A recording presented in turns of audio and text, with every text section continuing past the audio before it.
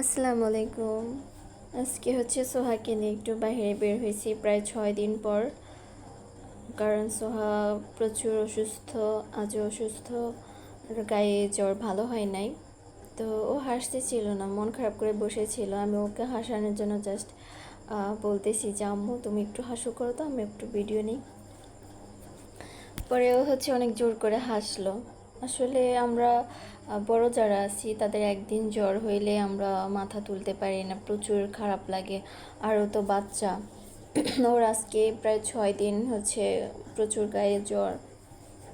আপনারা এর আগের ভিডিওগুলোতে হয়তো দেখছেন, যারা দেখছেন তারা তো অবশ্যই বুঝতে পারতেছেন।